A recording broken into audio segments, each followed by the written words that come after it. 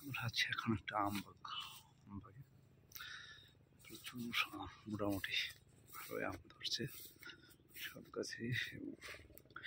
একটা বড় আম বাগান আর কি, হিমসাগর আম।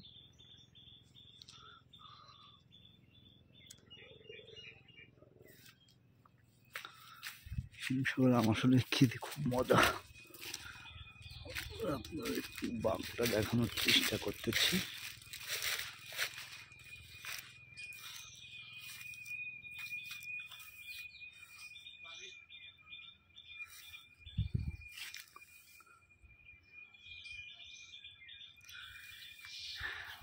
আমের রাজা হিমসাগর,